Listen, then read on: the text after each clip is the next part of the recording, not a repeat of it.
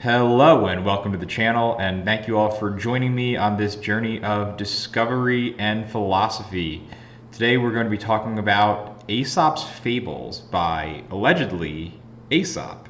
And this is going to be the first in our series on American philosophy. And if that doesn't make sense to you quite yet, then I promise that it will. Be on the lookout for a video where I'm going to be breaking down my reading list that starts with the earliest philosophies that led to Western civilization, leading all the way up to the founding of the United States, whose cultural and philosophical framework set the foundation for what we collectively refer to as the West in modern society.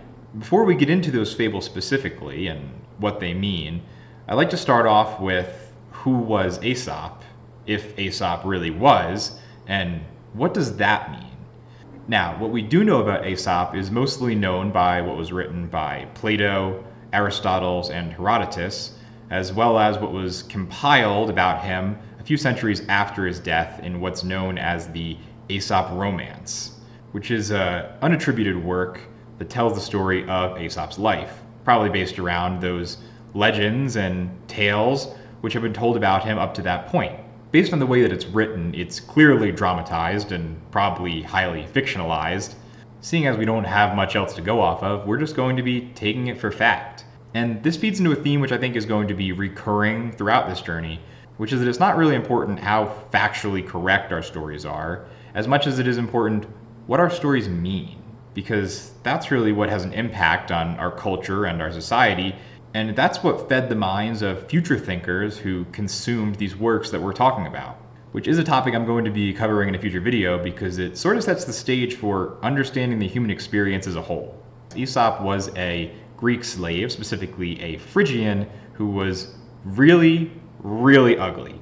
The first line of the Aesop romance describes him as of loathsome aspect, worthless as a servant, pot-bellied, misshapen of head, snub-nosed, swarthy, dwarfish, bandy-legged, short-armed, squint-eyed, liver-lipped, and a portentous monstrosity.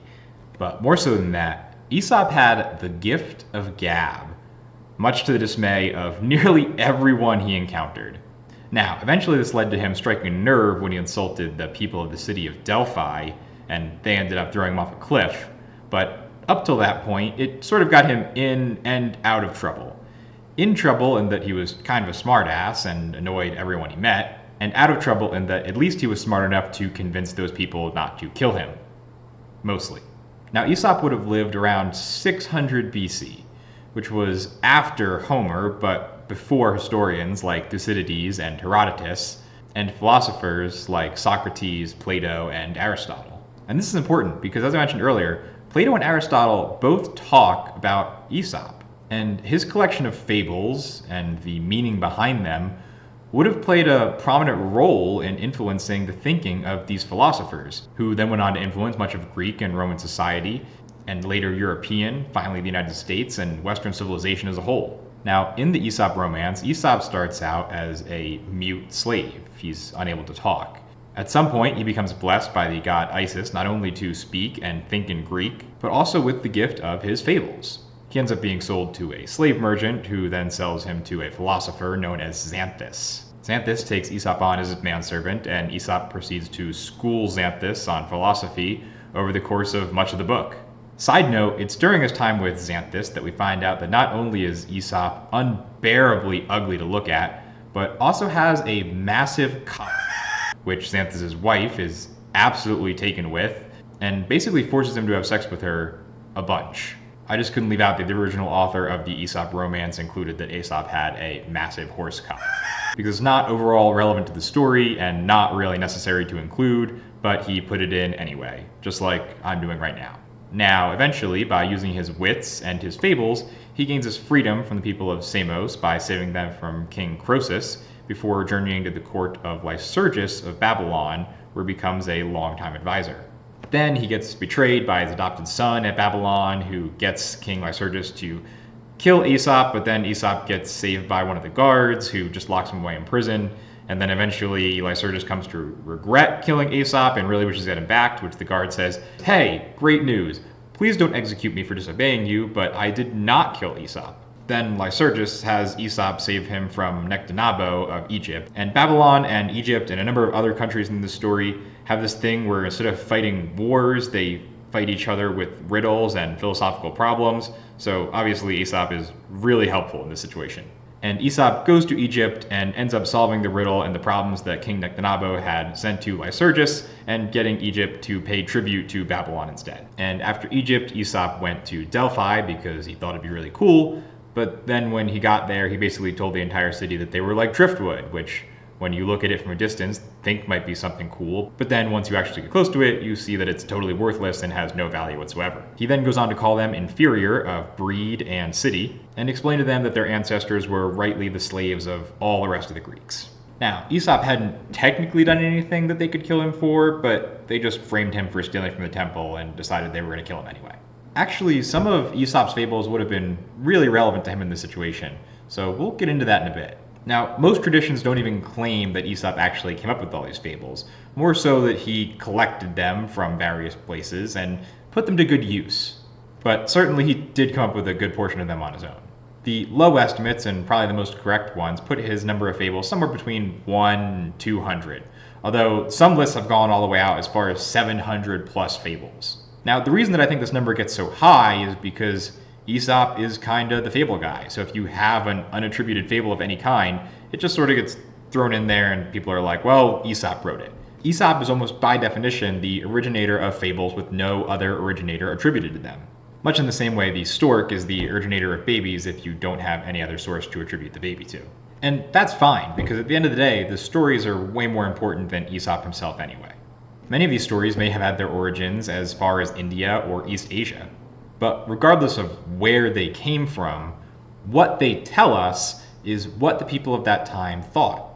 See, at its core, a fable is just a short story where animals talk as people do, embody certain tropes, and act out a story that teaches us some sort of lesson or wisdom. And unlike a lot of modern stories and their morals, these morals are very straightforward. One fable equals one lesson, and it is explicit and not ambiguous in any way. And that's great for us because the ancient Greeks used these to express universal truths, or at least what they believed to be universal truths. See, the fox is always a conniver and a betrayer, and thus the fables with the fox in it tend to teach you how to deal with somebody who connives and betrays. The same goes for the wolf, who is always a predator and will prey upon the innocent, and the lion, who is always powerful and thus should be dealt with deference. You see, by using animals, you can have them embody absolute tropes like this, instead of using humans who are a lot more complicated and tend to have ulterior motives. An interesting consequence of this is that as you read through the stories, you see that motivations are a lot more realpolitik, or the politics of power. See, this was pre any kind of Judeo-Christian influence, which means the whole love thy enemy thing didn't really apply. A lot of people like to see Machiavellianism as some sort of perversion of the way that you should be dealing with people, when actually it is the non-Machiavellianism that is the perversion. And that comes across really clearly in things written at a time when, if the king wants you put to death just because you annoyed him, well, he pretty much could. Take, for example, the fable of the wolf and the lamb. In short, this is a story of a wolf who wants to eat a lamb that he sees, and trying to justify it, he goes up to him and he tells him, "Lamb, you have insulted me last year, and now I will eat you." To which the lamb replies, "I wasn't born last year." To which the wolf says, "Well, you ate the grass in my meadow." And the lamb replies back, "I've never yet eaten grass." To which the wolf says, "Well, then you drank from my stream."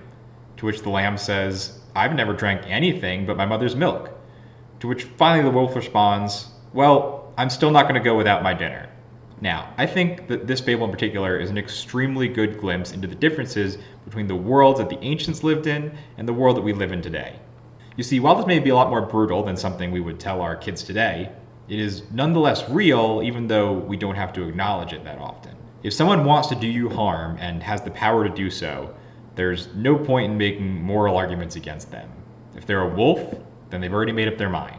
And just because this fable isn't told anymore doesn't mean that a large portion of Aesop's fables aren't still in the cultural zeitgeist. Stories such as the goose that laid the golden egg, the tortoise and the hare, and the boy that cried wolf are all attributed back to Aesop in some form or another. Now, especially in popular stories like these, there's definitely been a lot of editing and slight changes that have gone on over the centuries between now and then. But it just goes to show you the philosophical through line from a guy 2,600 years ago who compiled stories much older than that, all the way to the structure of our culture today. I think that Aesop's Fables were a really great place to start this journey. They're easy to digest, they're not very long, their philosophical ideas are straightforward and unambiguous, which is all great because next up we're going to be dealing with Plato and Socrates, which, if you know anything about them, are anything but straightforward most of the time. If you want to see that video and follow along in this journey, make sure to click the like button, click subscribe, and click the bell. And I'll see you there. Peace out.